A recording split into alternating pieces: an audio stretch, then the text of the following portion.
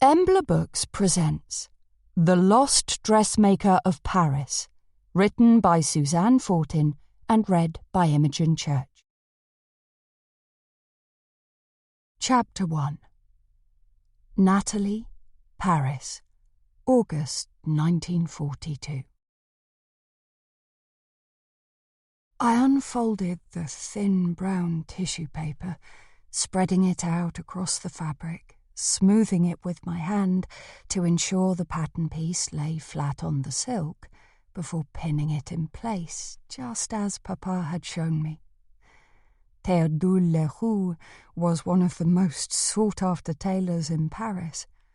His list of customers was a glossary of the most important, rich, and famous people who sought not just the skills Papa offered, but the prestige that came with wearing one of his pieces. I eyed the red silk spread out on the workbench. It had once been a long, flowing evening gown I had worn to a party several years ago, before the Germans came.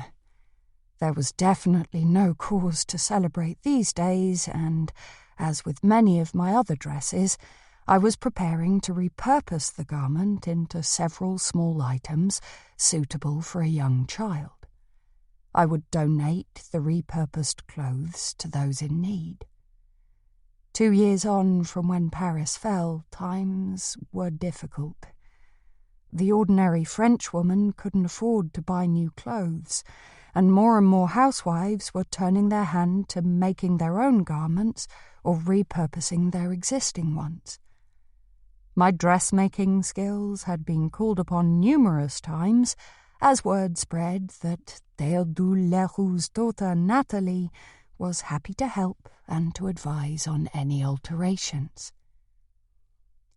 I loved the freedom that dress designing gave me. It was an antidote to the lack of physical freedom imposed by the war. One day I hoped to open my own fashion house, where my many paper designs would be brought to life in silks, velvets, cottons, organza. I hummed to myself as I spread another pattern piece over the silk. Here in the cutting room of Papa's shop, I could pretend the war raging in Europe and the German occupation of my beloved city weren't happening. Here I could indulge myself in dreams of fashion shows and lavish parties, Paris, London, Milan, and even America, where the stars of Hollywood would clamour to wear my gowns. The scissors made a satisfying crunch against the wooden workbench as they sliced through the fabric. Papa's instructions to let the scissors do the work filtered through my mind as I followed the edge of the paper pattern and glided the blade up the long side seam. "Bonjour, Nathalie." I looked up as Papa came into the room. He smiled and kissed me twice on each cheek. I didn't see you at breakfast this morning.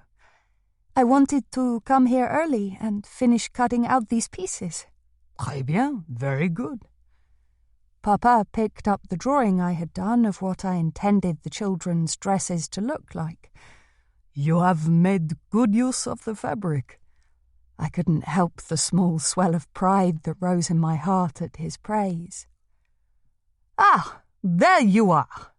Edgar, my brother, appeared in the doorway. We should open the shop, he added, turning to Papa. Papa checked his pocket watch. Indeed, we should. He headed through to the shop, the keys jangling in his hand as he went. I began gathering up the pattern pieces. During the day I worked for Papa, repairing shirts, fastening buttons, and hand-finishing some of the more delicate and expensive items the Germans were so fond of. Much as I hated the thought of assisting the officers, many of our regular French clientele had disappeared. Edgar came into the room and began to help me clear the workbench.